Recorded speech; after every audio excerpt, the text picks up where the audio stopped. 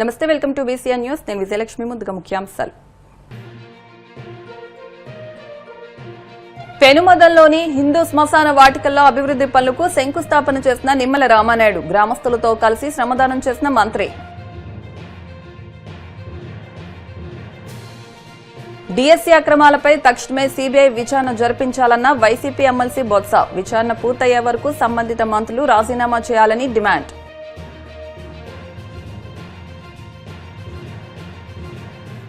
కాపు ఉద్యమం వల్లే 2019లో TDP ఓడిపోయిందని MLA bonda Uma అనడం సరికాదన్న వర్మ. వ్యక్తిగత అభిప్రాయాలను పార్టీకి ఆపాదించవద్దని హితవు.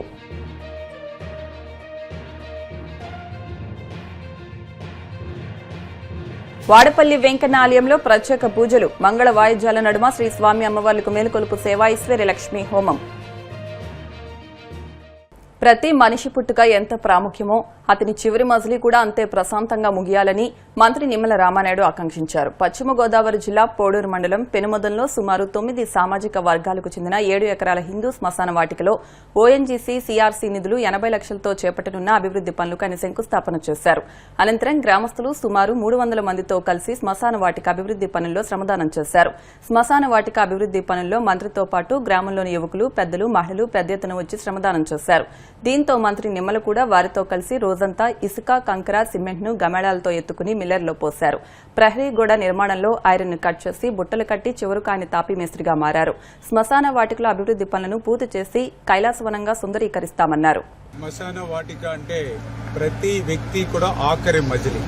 అటువంటి శ్మశాన వాటిక అత్యంత సుందరంగా ఉండాలి, పరిశుభ్రంగా ఉండాలి, ఆరోగ్యవంతంగా ఉండాలనేటువంటి ఆలోచనతోటే పాలకొల్లు నియోజకవర్గంలో గతంలో పట్టణంలో ఏ రకంగా అయితే ఒక అద్భుతమైనటువంటి కైలాస వనాన్ని నిర్మాణం చేశామో నియోజకవర్గంలో ఉన్నటువంటి ప్రతి శ్మశాన వాటికలు కూడా ఆ మాదిరిగానే నిర్మాణం చేయాలనేటువంటి ఆలోచనతోటి సిఎస్ఆర్ అంటే ఎవరైతే ఈవేళ నేను ఒక శాసనసభ్యుడిగా గాని ఒక మంత్రిగా గాని నాకున్నటువంటి పరపతి ఏదైనా ఉంటే దానిని నా కుటుంబానికో నాకో కాకుండా నా నియోజకవర్గానికి చేయమని చెప్పి ఆ రకంగా సిఎస్ఆర్ ఫండ్స్ ను కూడా నియోజకవర్గానికి తీసుకొచ్చి శ్మశాన వాటికలను అభివృద్ధి చేస్తూ ఉన్నాం.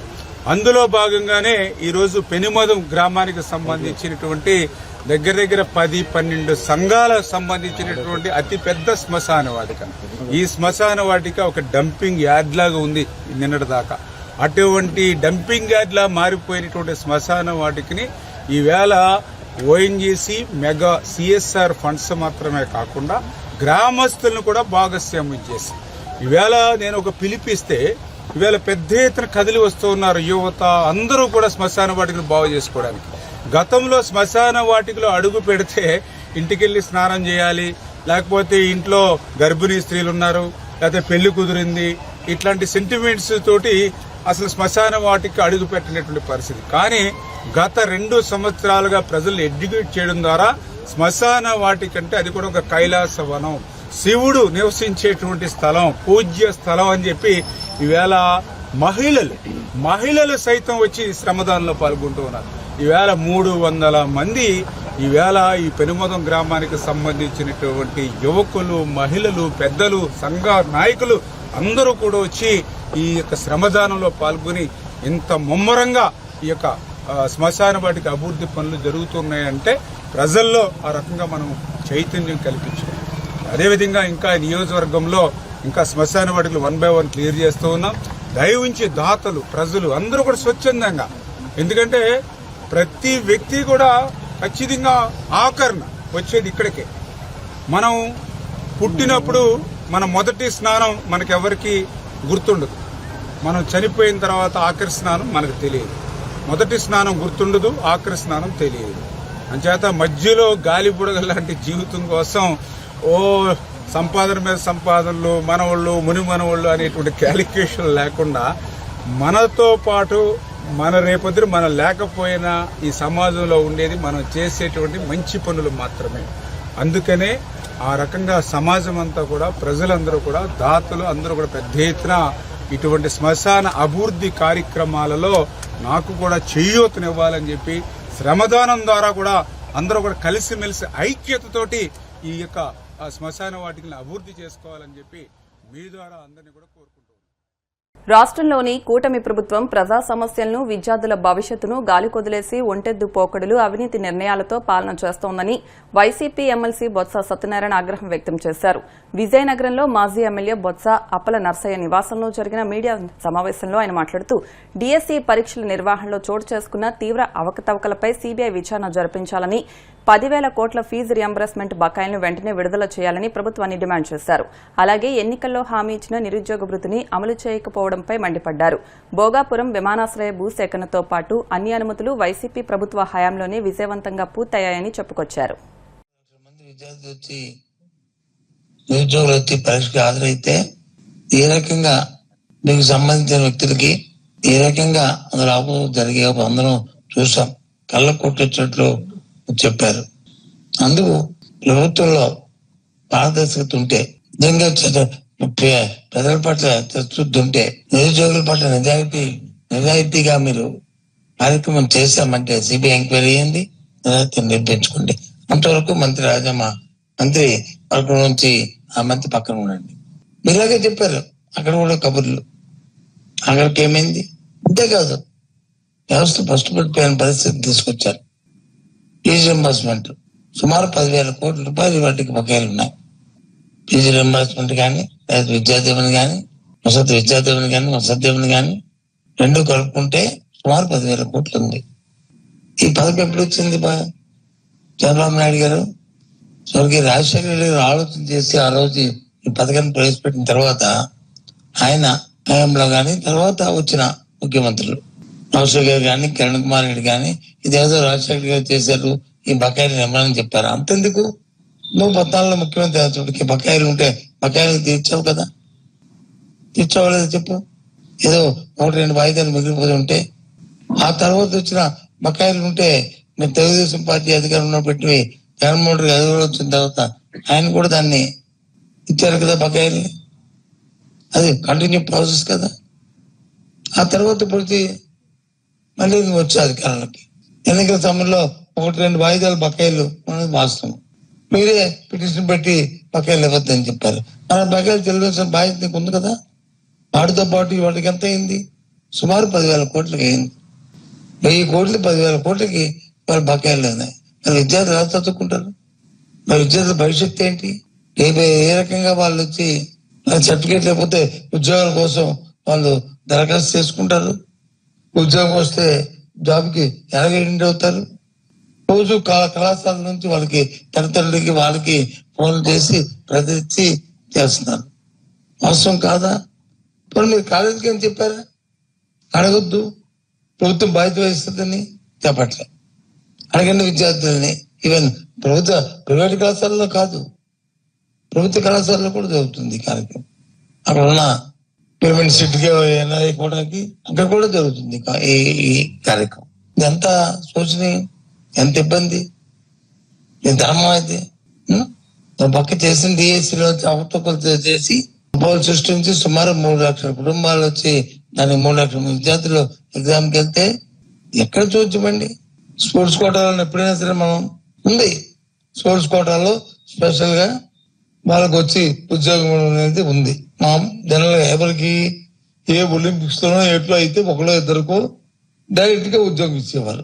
రెగ్యులర్ అపాయింట్మెంట్ జరిగితే వాళ్ళు ఎగ్జామ్ రాసుకోవాలా, స్పోర్ట్స్ కోటాకి ఏదైతే వాళ్ళు ఆ పెట్టిన పర్సంటేజ్ 3% 5% పెడితే ఆ పర్సంటేజ్ ని ఆ కోటాలో వచ్చిన విద్యార్థికి ఆ సర్టిఫికేట్ బట్టి చేసి ఇచ్చేవారు. ఇది ఎగ్జామ్ రాసిన తర్వాత. ఇప్పుడు అలా కాదే.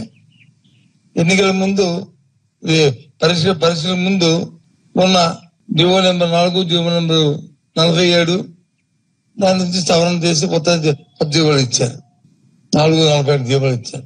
ఇచ్చి వాళ్ళకి అపాయింట్మెంట్ చేస్తారు. మీకు నచ్చిన వ్యక్తులకి, మీకు నచ్చిన మనుషులకి వాళ్ళకి చూసుకోవడంలో ఉద్యోగాలు ఇచ్చేసారు. మళ్ళీ సెలక్షన్ అయిపోయిన తర్వాత మళ్ళీ ఆ జీవనం మార్చి మళ్ళీ పాత జీవనం మళ్ళీ ఇప్పించారు. ఎక్కడిది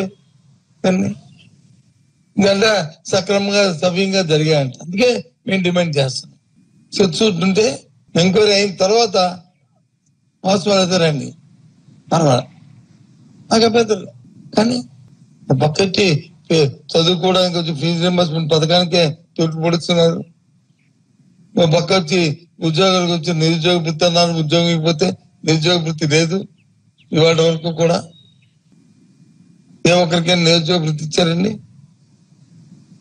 2 సంవత్సరాల పైన అయిపోయింది ఉద్యోగం ఇకపోతే. ఎన్నికల్లో గొప్పగా చెప్పారు. ఏంటి ప్రభుత్వం విద్యార్థుల పట్ల యువకుల పట్ల ఈ రకమైన వివక్షత ఏంటిది? బకాయిలు వచ్చి అడిగితే బకాయిలకు వచ్చి మరి బకాయిలు పెడతారు. మరి కాంట్రాక్టులు బిల్లులు ఇస్తున్నారండి, కాంట్రాక్టులు బకాయిలు పెడతారా? పెట్టట్లేదు మీరు. ఎందుకు? దాంట్లో లబ్ధి ఉంటుంది, దీంట్లో లబ్ధి ఉండదు, అంతే కదా. ఏంటిది? ఏం చంద్రబాబు నాయుడు గారు ఏంటిది?